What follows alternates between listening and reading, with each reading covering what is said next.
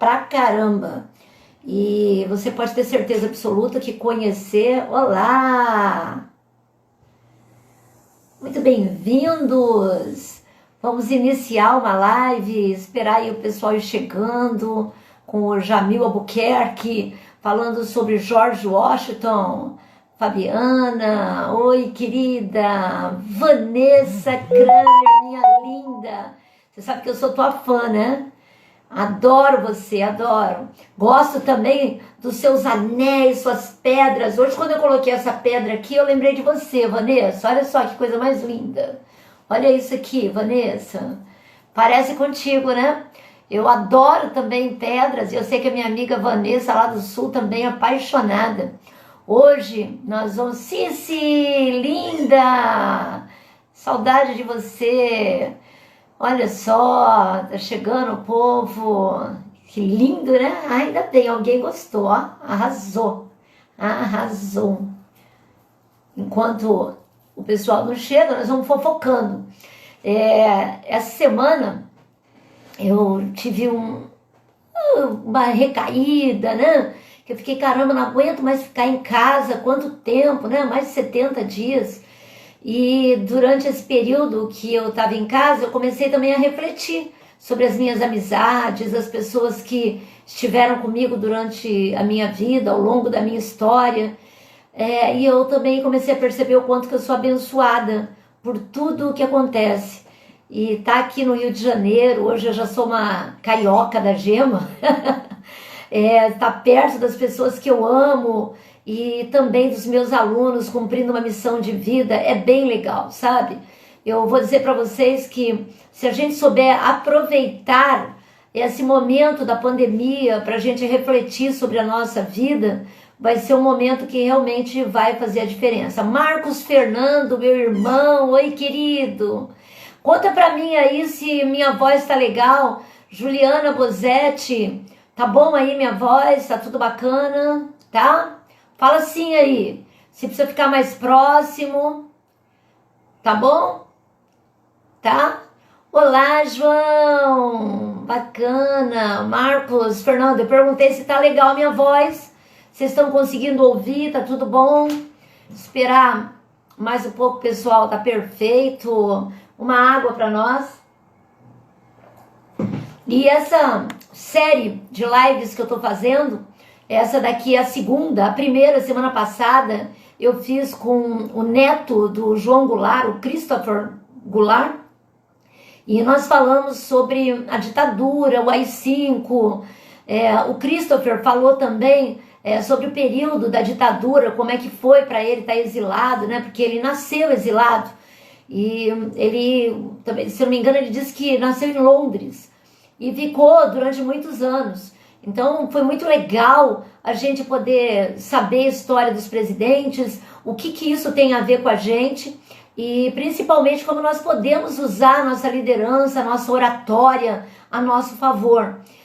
E falar sobre esses homens que mudaram a história do mundo vai fazer com que a gente possa refletir também sobre o que nós temos feito para escolher bem os nossos comandantes, o que a gente pode fazer para poder trazer essas pessoas que foram tão importantes na história também para poder comandar o nosso país. Eu vou ler algumas frases de George Washington aqui, e a primeira delas é mais ou menos isso aqui, ó. A liberdade é uma planta que cresce depressa quando ganha raízes. Forte, né? Tem uma outra do George Washington que fala, eu espero que eu sempre possua firmeza e virtudes suficientes para manter o que eu considero o mais invejável de todos os títulos, o caráter de um homem honesto.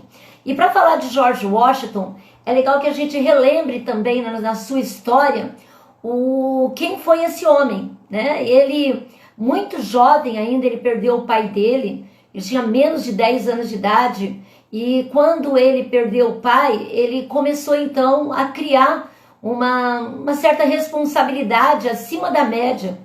E ele tinha um irmão também que era mais velho que ele era completamente apaixonado por esse irmão.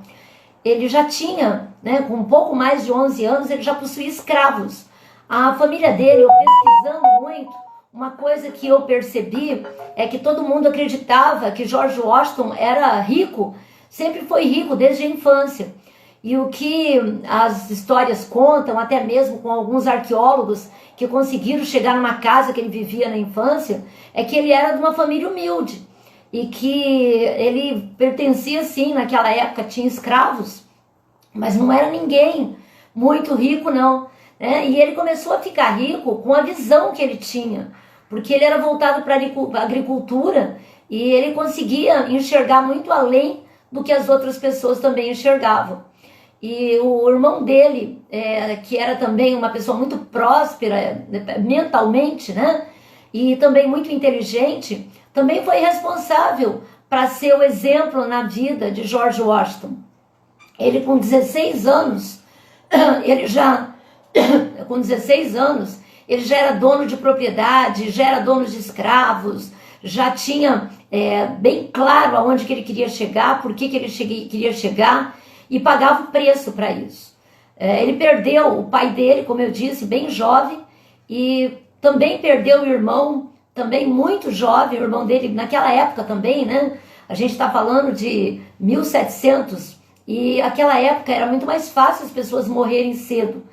E o irmão dele também faleceu, deixando então a casa onde o pai dele morava e também algumas propriedades que ele conseguiu administrar muito bem. Embora muito novo, ele tinha uma visão de ir para o exército e conseguir fazer uma história, deixar um legado. E foi isso que ele fez, né? Durante a vida inteira dele, ele foi um exemplo.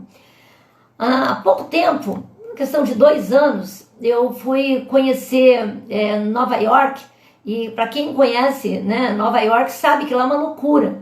As pessoas caminhando pela rua, aquela confusão, a gente se depara com gente de tudo quanto é tipo. Pra você ter uma ideia, eu estava passeando, de repente eu me deparo com o Elvis Presley completamente pelado, né, somente com a guitarra, o cara nu, andando no meio ali, né, da avenida.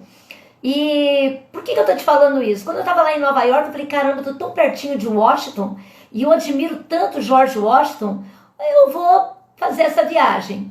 E eu resolvi ir, né, para Washington. E assim, é um contraste tão grande ver a cidade de Nova York e Washington, porque Washington ele tem uma magnitude, são as avenidas largas, tudo muito limpo, pouca gente na rua, a gente não se depara toda hora com pessoas, né? E quando eu comecei a andar pela cidade, fui até o museu de George Washington, conheci a cidade, aonde que ele viveu, conheci a Casa Branca, eu comecei a entender mais sobre a história, né?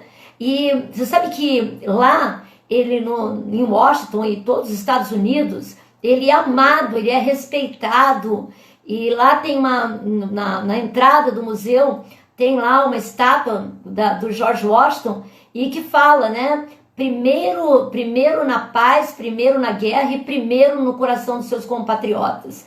Então ele é uma lenda. O que ele fez realmente foi algo acima de todas as médias, né? Tanto como presidente, como um homem que teve uma visão. E para a gente entender mais, naquela época os Estados Unidos não era o que é hoje. Ele tinha um histórico muito grande, porque ele não era liberto, né? Ele tinha ali a França, tinha Londres, que estava todo mundo querendo aquelas terras, e tinha uma briga, e George Washington, ele sabia exatamente que ele teria que enfrentar muitos desafios, né? E um dos maiores desafios que ele teve que enfrentar foi justamente a tua fé, porque ele era uma pessoa muito católica, né? Assim, católica, assim, tinha um cristão, ele acreditava muito em Deus, e tudo que ele ia fazer, ele parava, ele orava, e quando ele começou a combater, uma das coisas mais legais que eu conheci sobre George Washington foi o poder que ele tinha de simplesmente olhar além da curva do rio. E ele blefava muito, né? A gente pode falar um mentiroso? Talvez sim.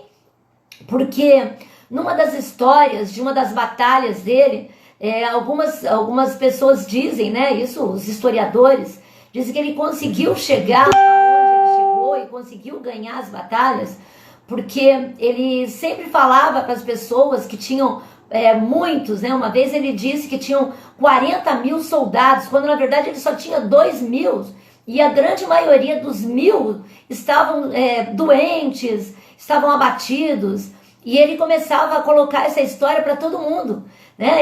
Uma vez ele capturou um homem, e era uma pessoa que ele sabia que era do lado inimigo, mas só que todo mundo acreditou, né? Os soldados dele acreditou que fosse matar ele.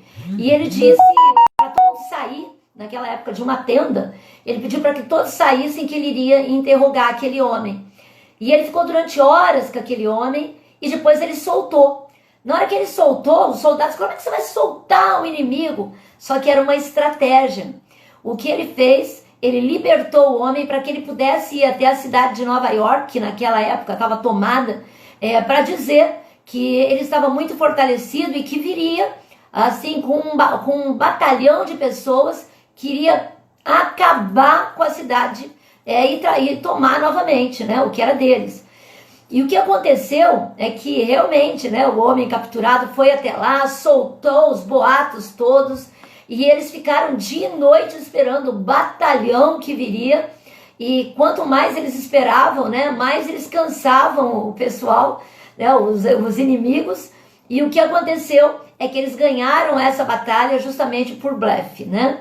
Uma outra ocasião, ele também teve algo super engraçado, né? Engraçado agora, porque já passou, porque ele foi no alto da colina e começou a fazer várias tochas, fazia fogueiras, e as pessoas ficavam acreditando, o inimigo, né? O que vinha para a batalha, ficou acreditando que eles estavam lá em cima da colina, quando na verdade eles já tinham fugido com toda a tua tropa, estavam escondidos. Então, enquanto eles iam, os inimigos iam para a batalha, para acabar com ele, quando eles chegaram lá, eles perceberam que não tinha nada, absolutamente nada. E o que eles encontraram foi apenas restos de fogo, tinha algum resto de comida que eles tinham deixado lá. Aí eles entenderam que o George Washington tinha, na verdade, enganado. Quando eles tentaram fugir, eles foram combatidos, eles eram em grande número, só que George Washington era muito mais inteligente e conseguiu chegar até eles e acabou também ganhando essa batalha. Muita gente diz que George Washington ele tinha um poder de convencimento muito grande, voltado para aquilo que ele queria. Então, se ele blefava ou não blefava, isso não tem a menor importância. A importância é que ele conseguiu o resultado que ele desejava e ficou na história, né? E tem uma outra história que eu conheço também sobre George Washington. Ele foi casado com a Martha Washington. Inclusive, é o nome da madrasta de Napoleão Hill. A Martha, que foi responsável para fazer o Napoleão Hill ser quem ele foi, né? Um grande jornalista. Enquanto isso, eu vou dar um alô aí pro pessoal que tá chegando. Maria La Salete, minha prima querida. Ferraz, já falei da Vanessa. Lenice Peluso. Lenice, tô vendo você aí, ó. Peraí, deixa eu desligar aqui. Eu tô vendo a Lenice aí, tá fazendo um trabalho belíssimo no Instagram. O Marcelo também tá aí com a gente. Isso. O Luiz Marinho, a semana que vem nós vamos falar sobre Nelson Mandela. Cláudia Araújo, amo você, querida. Médica maravilhosa, aluna nossa. Ai, quem é que tá falando? A Maria La Salete falou que eu tô linda e poderosa com meu cabelito novo. Eu também tô muito feliz com o meu cabelinho. Ademar Batista, oi meu gato, lindo, beijo pra você. Quem mais tá aí? Quem mais? Então a semana que vem, olha, a Leide Peroni Virgínia, olha, lindíssima, tô fazendo sucesso. E eu tava contando, Ademar, sobre George Washington, que eu descobri, sabe que eu adoro estudar história, né? E uma coisa que eu descobri sobre ele, talvez ninguém saiba, é que George Washington não era, no início, apaixonado pela Marta, sua esposa. Ele conheceu uma mulher, e eu vou cantar uma música para vocês entenderem a fofoca aí de George Washington, que só nós sabemos agora. Ele tinha uma música que ele cantava para a namoradinha dele, que era assim, ó. Estou amando loucamente a namoradinha de um amigo meu. Olha que engraçado. Ele foi apaixonado pela esposa de um amigo dele. E esse case ficou muito escondido durante muitos anos, até que encontraram algumas cartas de George Washington, aonde que ele levava um fora dela, porque ele dizia, através de poesias, que ele era apaixonado por ela e que ficaria com ela de qualquer forma. Você imagina, gente? Vou contar para você aqui quando que George Washington nasceu. Ele nasceu no dia 22 de fevereiro de 1732, olha só. E naquela época, você imagina, ele ser apaixonado pela namorada do amigo dele. Olha o Jamil Albuquerque aí. Jamil, vamos lá, Jamil. Todo mundo doido para te ver aqui.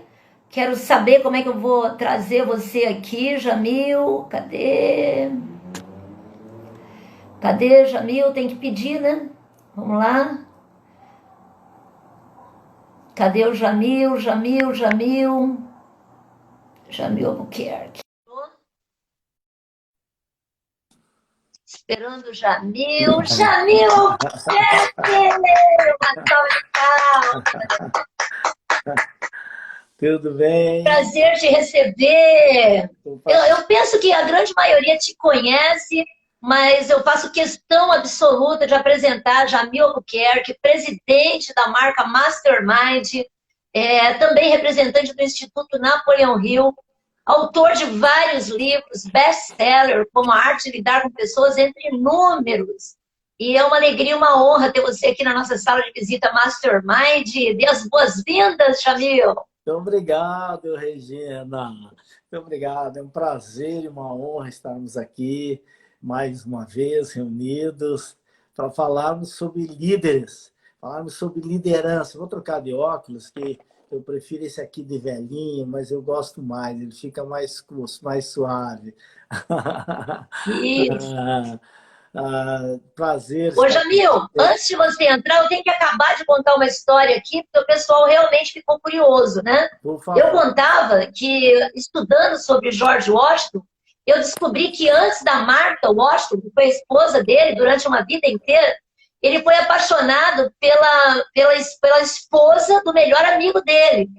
E que a história conta que encontraram algumas cartas dizendo para ela que ela era a mulher da vida dele e que ele ficaria com ela, mas ela deu fora nele, né? Porque em 1732, imagina, se separar para ficar, né, com um homem. E ele conheceu a Marta, que era a esposa dele, ela era uma viúva riquíssima na época, e ele também era muito bem de vida. Então eles juntaram as forças através das heranças de escravos, donos de terra, agricultura. E aí ele se tornou mais poderoso ainda através da Marta. E conta a história que ele se apaixonou muito por ela, teve uma vida próspera. Significa o quê? Que o fato de você ter uma paixonite não quer dizer que você possa ter um grande amor, né?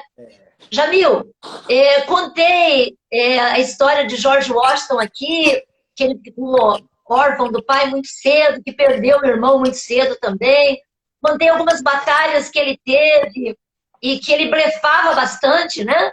E o blefe foi o que fez com que George Washington ganhasse muitas batalhas. Ele era muito inteligente, muito astuto. E a partir daí eu não cheguei ainda à presidência da República e eu quero que você conte pra gente. Falei também que eu estive em Washington, conheci lá a cidade que é apaixonada por ele. E a partir daí eu quero que você conte pra gente sobre a história dos Estados Unidos da América, como é que foi criada a maior nação do mundo. Muito obrigado. Eu quero pegar aqui um material que eu trouxe. Eu estive na casa onde George Washington... não foi a casa que ele nasceu, foi a casa, ele foi morar com 9 anos naquela casa, e morreu naquela casa. Ou seja, ele viveu a vida inteira naquela casa. E foi ele quem construiu o segundo andar da casa. E que hoje, logicamente, é um museu, chama-se, é uma fazenda chamada Monte Vermont. Essa fazenda fica a mais ou menos uns 30 quilômetros de Washington, já dentro do estado da Virgínia, porque Washington é o Distrito de Colômbia, né? Washington, D.C., Distrito de Colômbia, que foi uma homenagem ao Colombo, que descobriu a América, embora Colombo chegou mais lá na América Central. Quando Colombo chegou, ele chegou onde hoje é El Salvador, né? E o Distrito de Colômbia, onde foi construído a sede do governo americano. E quando eu estive lá, comprei assim alguns livros dele, algumas histórias sobre ele, algumas peculiaridades sobre ele, os seus landmarks, e fiquei conhecendo muito os bastidores. Nós passamos o dia lá, eu, o meu filho Jason e o Oriel Martinez, o Tino, que é diretor, é um historiador e é diretor de ensino à distância da Fundação Napoleão Hill. Então, George Washington, não é por acaso que George Washington está na nota número 1 dos Estados Unidos, a nota de $1, e que de um lado tem a foto de George Washington e do outro lado tem os 13 símbolos, e esses 13 símbolos já foi assim motivo de tantas lendas, de tantas coisas de conspiração e de histórias e de livros escritos, que são aqueles 13 símbolos que tem no lado contrário, no outro lado da nota de $1. Porque ele foi o líder que alterou toda a realidade do mundo contemporâneo. Ele tinha um poema, que é um poema que nós temos ele dentro do nosso treinamento, do treinamento Mastermind, que é o triunfo do espírito humano, onde ele escreveu esse texto, ele escreveu com as suas próprias mãos e colocou no seu gabinete, e ele, diz a lenda, que ele lia em voz alta este poema todos os dias quando chegava lá no gabinete. Então, ele dizia, você tem 2 olhos, 2 braços, 2 pernas e um cérebro para usar. Você come nos pratos igual os grandes homens comeram. Você tem tudo, absolutamente tudo que os grandes homens da humanidade tiveram. Basta querer tornar-se grande. E assim ele vem escorrendo este poema, que é um épico, e quem quiser conhecê-lo, todo esse poema, pode vir fazer o treinamento Mastermind e vai ter uma experiência memorável.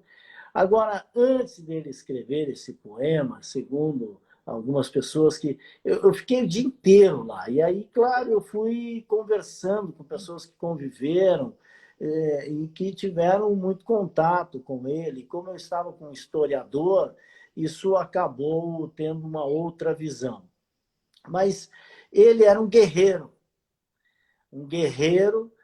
que foi fundamental para a independência dos Estados Unidos. Mas ele era um guerreiro ao mesmo tempo que era um filósofo, ao mesmo tempo que era um professor, ao mesmo tempo que era um cristão convicto.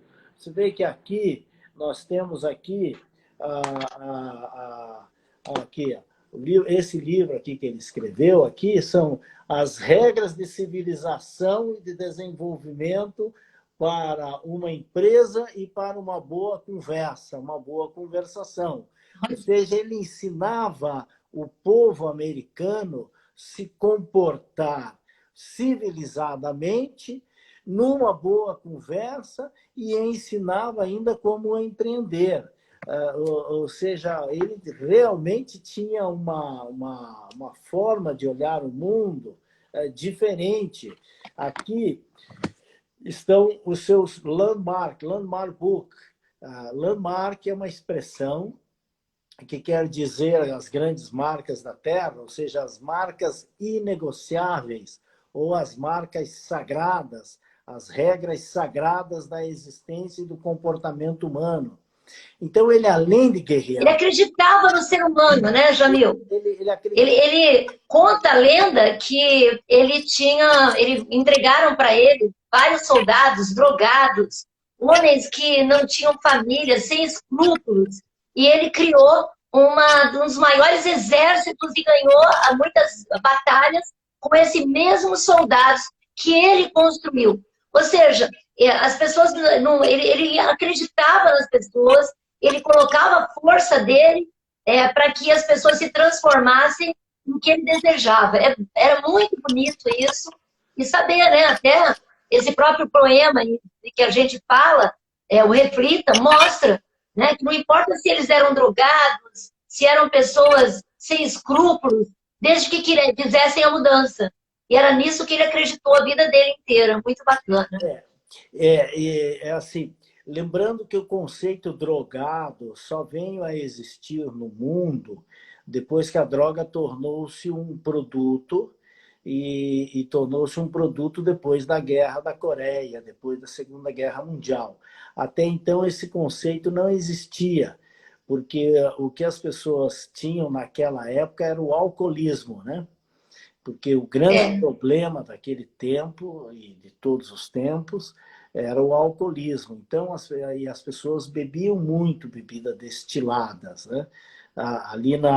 Eu estive ali no interior do Mississippi, ali onde, depois no Tennessee, onde eles produziam o Jack Daniels, por exemplo, que é o whisky mais forte que existe. Nós fomos na fábrica do Jack Daniels. Você tem a sensação que fica bêbado só de andar ali. E nem está Você sai claramente, você sai claramente com a sensação de bêbado. Então, agora, a questão assim, não é não acreditar no ser humano de forma superficial.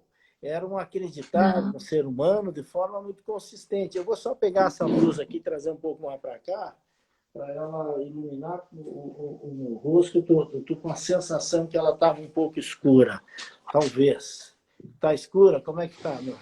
Tá boa? Não, tá legal. Para mim, tá legal. Tá. Se quiser, eu acendo a luz aqui para você. Ó. Pois é. Ajuda. Então, ele era um formador de pessoas. Ele era um formador de pessoas. Então, ele ensinava as pessoas a terem regras de civilização, ele ensinou o conceito do cristianismo, que são as virtudes cardeais, né? Em especial as 3 virtudes cardeais do cristianismo, que é a fé, a esperança e o amor. A fé te aproxima, faz você enxergar Deus. A esperança te dá, é a chama que te conduz ao longo da vida e que te dá a eterna vivacidade, e o amor que te faz praticar a caridade, que é a materialização da fé e do amor de Deus. Então, ele tinha isso. Quando a Revolução Americana, que é a revolução mais sui generis da humanidade, é importante que fique claro isso. A Revolução Americana não foi porque o exército americano era um exército forte. Não, era um exército paupérrimo. Eles tinham, na época, 4 milhões de colonos, que era toda a população dos Estados Unidos. 4 milhões nas 13 colônias. Eles tinham uma população agrícola paupérrima. Eles estavam implantando as cidades. Quando a gente vê os filmes do Velho Oeste, a gente vê como a vida era muito difícil naquela região. Então, o que foi que fez esse país fazer uma revolução contra um dos maiores reinos da Terra daquela época, que era o reino da Inglaterra, e o rei George, que era o rei daquela época, era um rei muito guerreiro. Ele era um rei que ele era belicoso. Ele gostava do sangue, ele gostava de ver o sangue derramado. Então, como é que uma nação, não era nenhuma nação, era uma colônia, eram 13 colônias, né? Como é que um povo desse faz uma revolução? Porque eles tinham a consciência, eles vinham construindo a educação, eram protestantes que vieram em busca de uma nova terra, de novas oportunidades, por isso que eles batizaram de a terra da oportunidade e da liberdade. Aqui você tem liberdade e aqui você tem oportunidade. Eles entenderam o conceito do que era o mastermind, a mente maestra. Então, quem foi que conduziu isso?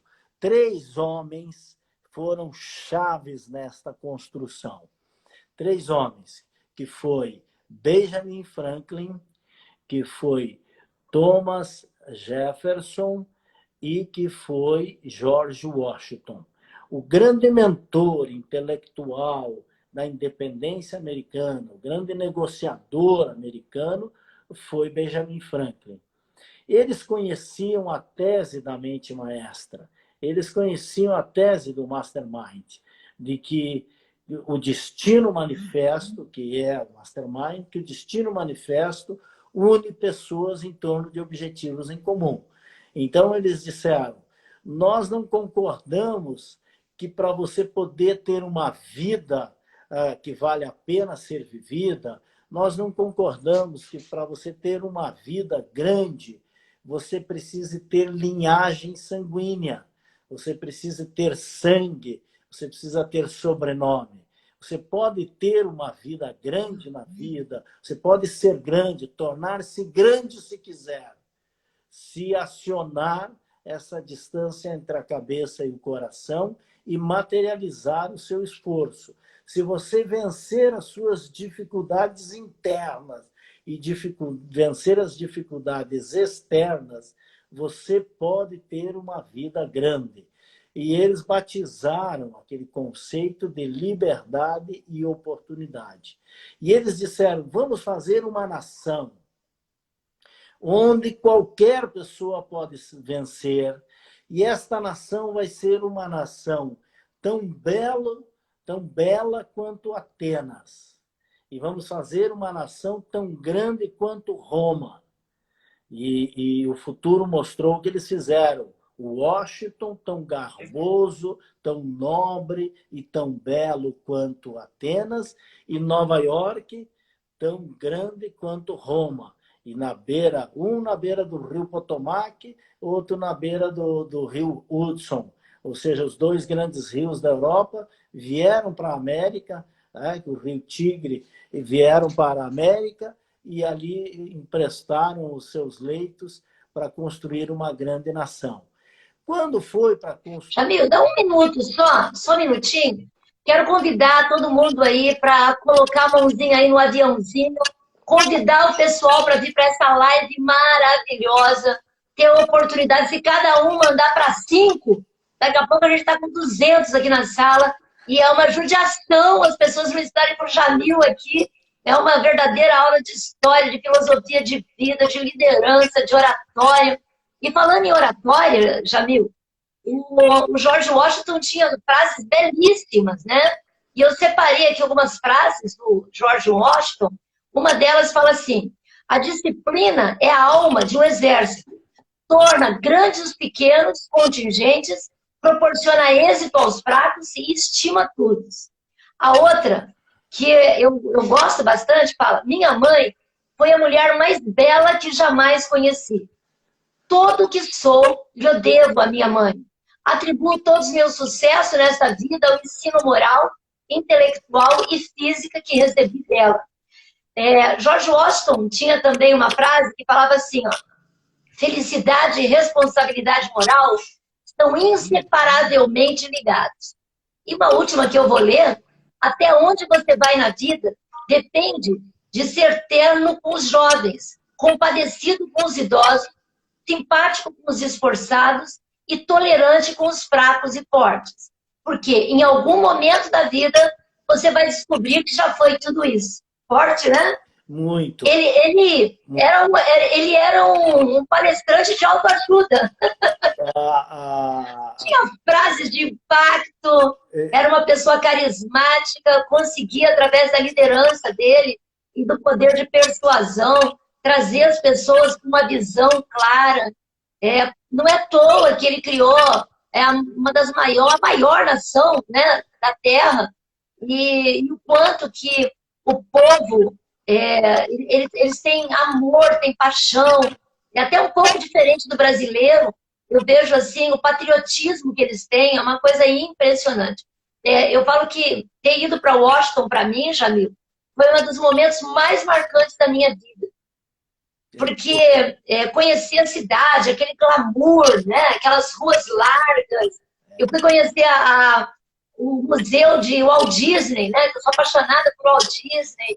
Conheci o museu de George Washington.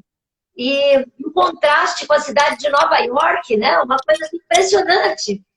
E eu penso que ir para os Estados Unidos e conhecer Washington, a gente consegue entender muito mais sobre George Washington e o quanto que ele ajudou a ser o que é hoje, né? Inclusive a Universidade de Washington, que é pelo nome dele, a cidade pelo nome dele, então ele é amado, respeitado. As pessoas lá veem ele como a pessoa mais importante do mundo. Ele é a prova de que é possível ser político, ser profundo, ser consistente, ser denso, né? Tanto é que naquela construção, né, e a gente está se dedicando basicamente ao início de tudo, porque bons inícios, bons começos, bons finais, maus inícios, maus começos, maus finais, né? Nós estamos nos dedicando à semente, porque a fonte é que define a represa. Ele tinha um conceito, e eu fiz questão de mostrar, que ele era um filósofo, era um pensador, era um cristão, e que estabeleceu as bases de uma nação que tornou-se a maior nação da Terra. Então, o grande pensador Benjamin Franklin, ele partiu da premissa de que era necessário criar uma nação aonde não tivesse esse conceito de que para você dirigir uma nação tinha que ser uma herança divina, vinha alguém e te ungia, porque naquela época, para você se tornar uma nação, o Vaticano tinha que autorizar, o Papa tinha que assinar a carta de autorização para você ter direito a cobrar impostos e tornar-se uma nação. Então, ele queria romper com isso. E você citou aí a disciplina, eu estava até agora numa mentoria com o Thiago Nigro, para um grupo lá de mais de 5.000 pessoas, que é o grupo dele, e o entrevistador me perguntou qual a maior qualidade para um empreendedor. E eu falei a disciplina, que está aí, fala do George Washington, né? Então, quando foi para fundar a nação, o Benjamin Franklin disse assim, nós vamos fazer o seguinte, como vamos formar uma nação onde vai depender das pessoas comuns se organizarem, porque até então o governo do povo, para o povo e pelo povo, que é a democracia, não tinha dado certo em nenhum lugar da Terra. Todas as nações que tentaram a democracia até aquele momento tinham fracassado. Todas elas fracassaram. Inclusive, depois, ali, 15, 20 anos depois, não deu 20 anos depois, a França tentou a República e 2 anos depois recuou, não conseguiu. Então, aí o Franklin, Benjamin Franklin falou assim, vamos fazer um Estado laico, onde o Estado não tenha uma religião, porque aí nós nos desvinculamos totalmente de Roma, nós nos desvinculamos totalmente do anglicanismo, nós desvinculamos totalmente da igreja. E aí George Washington falou assim, olha, eu não tenho condições de participar de uma revolução dessa, porque eu não acredito na existência humana sem Deus. Eu não consigo conceber que a organização humana aconteça sem a presença de Deus. E Benjamin Franklin, que era um visionário, um homem extraordinário, eu recomendo a todos que estão aqui que leiam a biografia, não só a biografia de George Washington, mas leiam a biografia também de Benjamin Franklin. Ele sabia que se ele abrisse mão da presença daquele grande general, que era belicoso, que era guerreiro, que era um homem forte, mas que era também um filósofo, que era um humanista, ele não venceria a guerra e a sua revolução não iria ter êxito. Então, ele atendendo aquele conceito, por isso é que está lá In God we trust. Em Deus nós acreditamos. Está escrito na moeda deles, em todos os lugares. Em Deus nós acreditamos. Reunidos aqui sob a proteção de Deus, esses 56 homens resolvem que vão fazer uma nação independente. Então, o Benjamin Franklin era um grande negociador. Tanto que quando ele chegou lá em cima no Maine, que é desse tamanho aqui, né, um pequenininho, o Maine diz, eu não vou aderir à Revolução porque nós somos um estado muito significante. E você, Nova York é grande, a Virgínia é grande, a colônia de vocês é rica, nós não somos. E depois vocês vão decidir diferente e nós não temos peso para decidir. Então, é melhor nós fazermos parte de um governo forte, de um reinado forte, do que fazermos parte de um governo fraco, incipiente, que está iniciando e que nós não temos força nenhuma. Foi quando Benjamin Franklin criou o conceito do Senado, bicameral. Então, ele disse assim, cada estado vai ter 2 senadores e que vai ter peso igual. E que nós replicamos aqui, só que aqui nós temos 3 senadores. É por isso que o estado de São Paulo tem 3 senadores e o Amapá, que tem 350 mil habitantes, tem 3 senadores igual o São Paulo, que tem 42 milhões de habitantes, para que cada estado, na hora de votar, tenha o mesmo peso na federação. Porque o Senado cuida do país e a Câmara dos Deputados cuidam das pessoas. Então, São Paulo tem 70 deputados federais. O Amapá tem 9 deputados federais. Na hora de votar, os representantes do povo é proporcional, mas o representante dos territórios é igual. Isso foi uma matada de charada de Benjamin Franklin, para poder conseguir a adesão. Isso em 1700, né, Jamil? Olha só, 1792. Não, 76. Ô, Jamil, o pessoal está falando que a tua conexão está um pouco fraca. Você está perto Você está bem perto aí do Wi-Fi? Está bem fraca, a imagem está meio distorcida.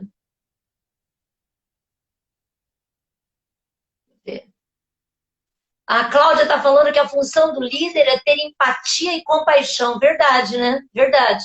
Sabe, Cláudia, uma das coisas que a gente mais... acho que agora melhorou um pouco, Jamil. Melhorou um pouco. Está me ouvindo, Jamil? Melhorou? Vocês estão me ouvindo? Então, eu estou ouvindo perfeitamente. Eu estou ouvindo. Vocês estão me ouvindo? Está um pouco desfocado, mas deve ser a sua conexão. Ô, Jamil, uma das coisas que a gente percebe também no George Washington é que ele prestava muita atenção aos detalhes, ele aprendia com tudo, né? Ele aprendia com o mais rico, com o mais pobre, com o escravo, e ele era um agricultor. E ele ganhou uma das batalhas justamente porque ele sabia exatamente onde que ele estava pisando. Começou a chover muito e ele sabia que ia perder ali, porque ele não conseguia sair. As carroças começaram a ficar entulhadas, não saía do lugar. E ele sabia também que os inimigos já estavam chegando muito próximo.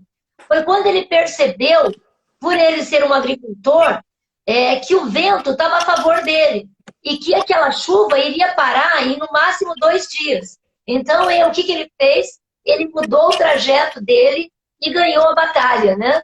Então, é legal, assim, uma das coisas que, por ter estudado George Washington, o que eu mais percebi é a visão estratégica que ele tinha. Então, ele blefava justamente porque ele sabia, ele conhecia o inimigo, e ele sabia como ele poderia chegar e ganhar cada passo para poder trazer o que ele mais queria, né? Que era vencer. E isso mostra também a personalidade de um líder, né? Porque muitas vezes o líder ele é imediatista. Então ele quer ganhar a qualquer custo naquele momento sem pensar e sem olhar a nossa volta. E ele tinha isso muito claro para ele. Ele prestava atenção aos detalhes, prestava atenção no que poderia vir e prestava atenção nas pessoas. É disso que eu quero também que você comente sobre a personalidade de George Washington. Assim, como nós estamos aí com 20 minutos, é importante que a gente deixe uma mensagem para quem está nos vendo, né? Temos que analisar, nós estamos analisando aqui a personalidade de um grande líder. Vocês estão me ouvindo bem agora? Ficou melhor? Está me ouvindo bem? Melhorou a conexão? Está me ouvindo bem, Regina? Eu tô, para mim tá ótimo. Eu também estava te ouvindo bem. Tomara que todo mundo esteja nos vendo bem. Então, é assim, George Washington, nós falamos sobre estabelecer as bases. Uma vez que foi feita a independência dos Estados Unidos, que eles declararam, tanto que aquela reunião histórica, a hora que Franklin saiu, o repórter perguntou: o que vocês conseguiram? Eles conseguimos a república. Se vamos manter, depende de nós. Tá? Então, uma coisa é chegar, outra coisa é manter. Sempre na linha do tempo tem que se observar a sustentabilidade. A história costuma ser cruel com os líderes arrogantes. A linha do tempo costuma ser cruel com líderes autoritários e arrogantes, em especial com líderes arrogantes. Então, ele sabia ter a empatia, a percepção. Lá, nós tivemos a oportunidade de sentarmos na varanda da casa dele e ficarmos olhando o rio Potomac, fazendo aquela curva maravilhosa que passa por dentro depois passa lá por dentro do Distrito Central de Washington. E diz que ele costumava, às vezes, sentar lá logo depois do almoço e ficar até o entardecer. Ou seja, ele ficava observando a natureza. E você deu aí um exemplo de como ele compreendia a natureza. Ele sabia observar isso, desfrutar da natureza. Ele chegou a ficar, segundo lá alguns historiadores que estavam lá e nos contaram, ele chegou a ficar 1 ano e 8 meses longe de casa. Porque naquelas batalhas da Virgínia, e a mais sangrenta foi lá embaixo, na ponta da Virgínia, onde é Hamilton hoje, lá ele estava a 600 quilômetros de distância da casa dele. Só que 600 quilômetros hoje é bastante, naquela época era a cavalo, era muito distante, né? Era muito distante. Então, ele ficava muito tempo. Ele, quando estava em casa, disse que ele gostava muito de desfrutar da casa. E isso tornou ele um grande observador. E ele não tinha pressa.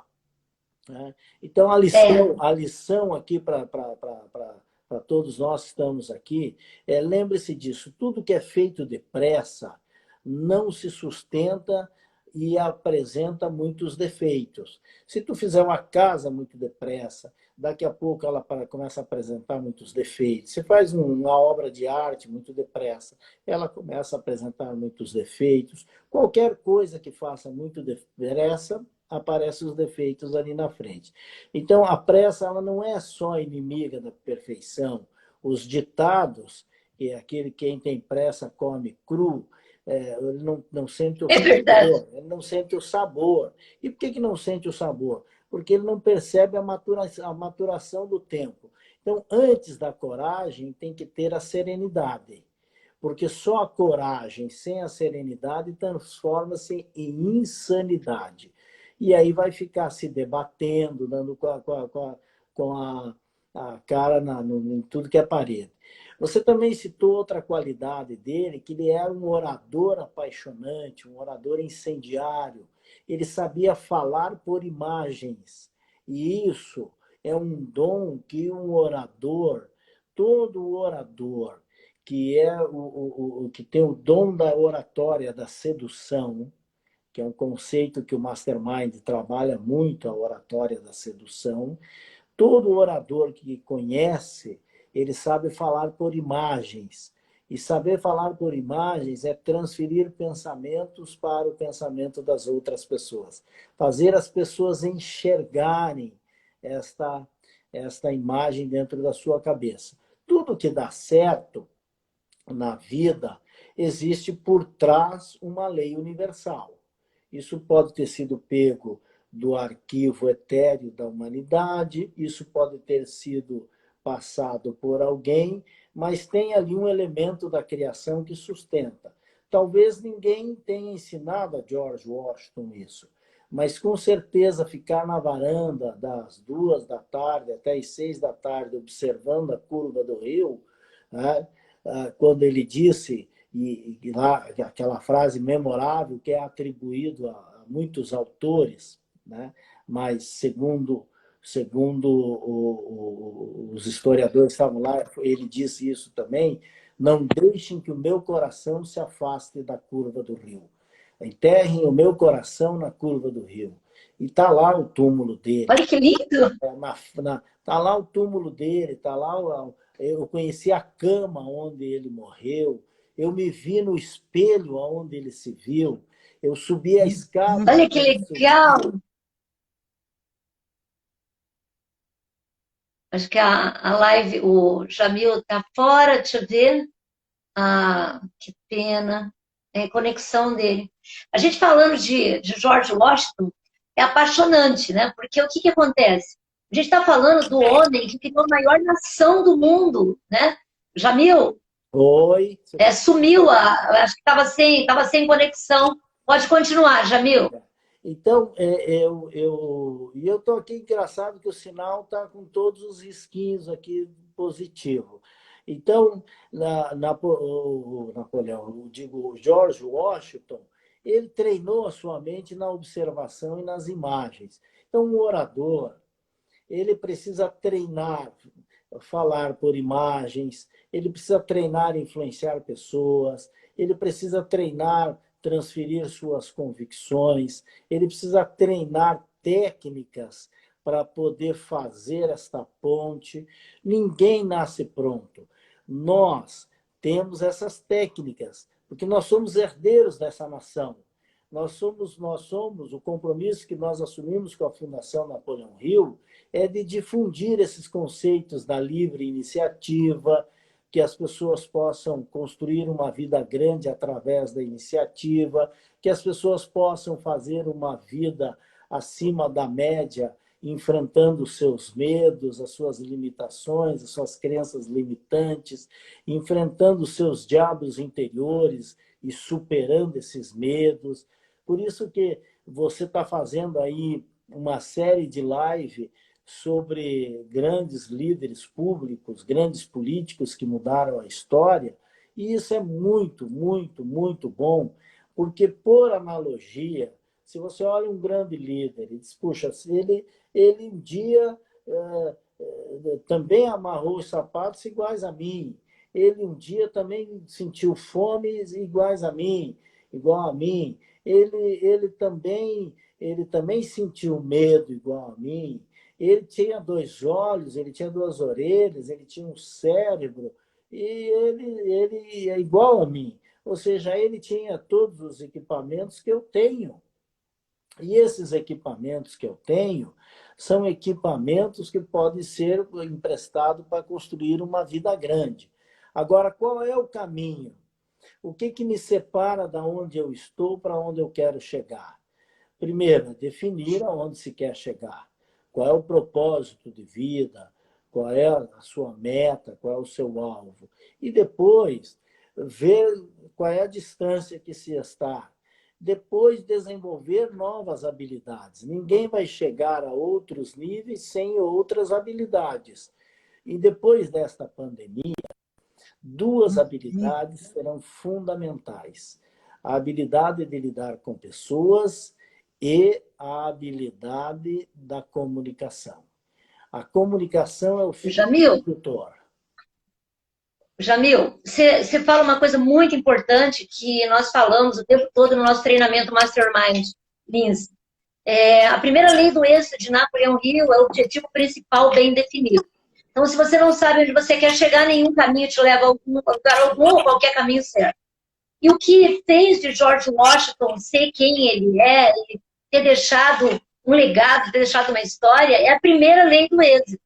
Porque ele era um agricultor, né? Eu até contava um pouco antes de entrar, que todo mundo dizia que ele já nasceu rico, mas os antropólogos, até pesquisando, viram que ele, aos 9 anos, foi morar na casa que ele até faleceu, mas antes disso, ele morava numa casa humilde, próximo aonde que ele morava. E ele teve um objetivo, claro, depois ele ficou rico, quando o pai dele faleceu, o irmão faleceu. Ele, muito jovem, ele já era dono de escravos, já tinha sua própria terra, já plantava. E ele poderia ter ficado numa zona de conforto. Afinal de contas, quando ele casou com a Marta, que era uma viúva riquíssima, ele era um dos homens mais ricos naquela época. Ele poderia ter ficado na zona de conforto dele. Falado, poxa vida, eu estou aqui. E outra coisa também, Jamil, que eu estudando, embora ele tenha sido um homem próspero, rico e tenha tido muitas terras, ele fracassou muitas vezes. Então, por ele ser além do tempo e querer plantar às vezes e não dava certo, então ele faliu muitas vezes e quando ele ia para a guerra, né, que ele ia para as batalhas, ele tinha medo de voltar e não ter mais nada. Então, por que eu estou te falando isso? O que é uma característica de um grande líder? Primeiro, ter um objetivo principal bem definido, um planejamento estratégico e a 16ª lei do êxito, que é a regra de ouro. Então, o que o George Washington fez? Ele sabia que para ele ir embora dessa terra, ele teria que deixar um legado, ele teria que deixar a sua missão. E ele queria ser lembrado para o resto dos seus dias. Ele falava isso. E o que ele buscou o tempo todo, mesmo que buscasse com a sua própria vida, foi isso. E eu penso que é o que nós deveríamos buscar também. Quer dizer, a gente não pode passar por essa vida à toa. Eu não posso passar simplesmente porque eu tenho uma família boa, porque eu tenho uma vida confortável, eu consigo viver bem. Então, o nosso propósito ele tem que ser maior do que tudo isso. E a história que a gente aprende com George Washington é justamente essa. Né? Aonde eu quero chegar, qual o preço que eu quero pagar e pagar o preço. E ele pagou um preço altíssimo para ficar na história e está aqui hoje, junto com a gente nessa live, para ser o exemplo. E a pergunta que eu e o Jamil queremos falar para você é esse: qual o legado que você vai deixar? Eu vi uma pergunta aí, Jamil, para você falando, Jamil, qual o teu propósito? Já que a gente está falando tanto sobre George Washington, responde essa pergunta. Qual é o seu propósito, Jamil? Essa é uma resposta muito tranquila para mim. E eu demorei para chegar no meu propósito de vida. Meu propósito de vida é ser um evangelizador da realização pessoal. Eu levanto de manhã sempre com clareza do que eu quero, que é renovar o meu destino para poder levar essa mensagem da realização pessoal para as pessoas. Estou na 3ª live, eu falei uma live lá no interior do Rio Grande do Sul, à tarde. Falamos com mais de 5.000 pessoas agora à noite. Estamos falando agora aqui com 60 pessoas empreendedoras. O meu projeto é esse, não importa onde eu estou, é evangelizando, é semeando essa semente da realização pessoal para que a pessoa deixe um legado. O que é um legado? Um legado é algo maior que a vida. É como nós queremos sermos lembrados quando nós não estivermos mais aqui. Quando nós temos um propósito, nós perdemos o medo da vida, porque a vida que vale a pena ser vivida é a vida com propósito. Uma vida com propósito faz com que essa vida seja uma vida que vale a pena ser vivida. Então, os fracassos fazem parte dessa jornada. Só que nós temos Fabio, nós estamos com 20 segundos restantes. Olha, quero agradecer a tua presença, agradecer a presença de todos, dizer que a semana que vem eu e Luiz Marinho falando sobre Nelson Mandela. Vai ser maravilhoso. E deixar aqui a minha gratidão a você, Jamil, pela excelente live. Vai ficar